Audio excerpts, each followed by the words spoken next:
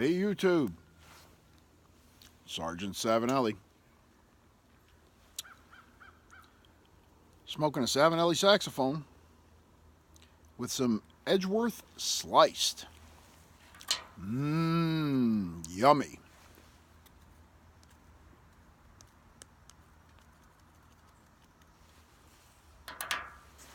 I smoke this stuff sparingly because I've only got one tin of it. Thanks to Matches 860 and Doug Owen. Cheers, boys. All right, you all ready for another installment of Good Eats? Today's recipe is another all-time favorite growing up. Having grown up in New England, it's a summertime treat here for us. And the name of today's dish is Fiori di Zucca. Fiori di Zucca. And what that means in English is squash flowers. Now everybody's out there going, what? Squash flowers. For those Calabrese paisans of mine out there, we call them fiori di cime in our dialect. Fiori di cime. But the proper Tuscan Italian is Fiori di Zucca. So, during the garden season here, which is generally summertime, because it's too cold to grow anything outside any other time of the year, growing up we always had a really big garden. And zucchini was part of that. And my mother used to fry the squash flowers, and we used to have a feast off of these things. If you try to buy these things today in a restaurant, and here's another testament to how peasant food has become delicacy now.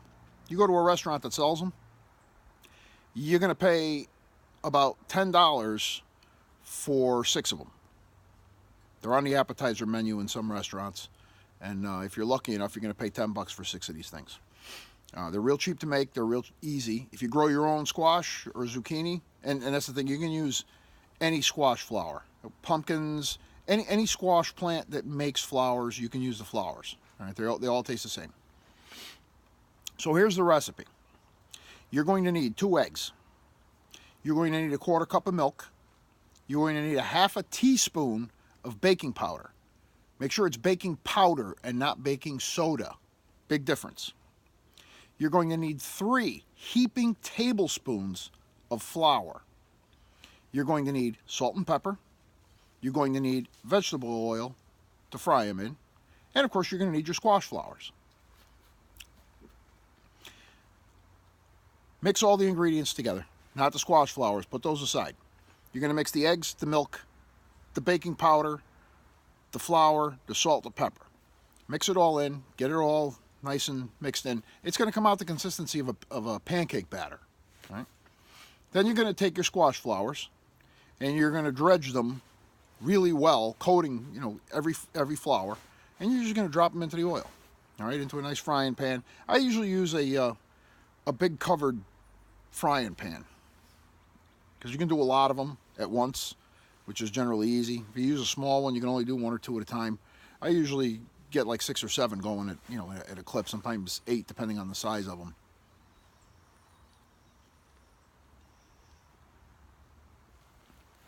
So you're going to fry them for, I don't know, a minute or 2 on the first side, flip it over, a minute or 2 on the other side. You're just going to fry them until they get golden brown. Then you're going to take them out of the pan when they're cooked. Take them out of the oil, and you want to drain them on a paper towel. That's it. That's all there is to them. I guarantee you're going to become addicted to these things. They are very addicting. You're going to have to work on your sharing skills because you will not want to share these with anyone. And I would suggest that you do not schedule any doctor's appointments during the squash flower season.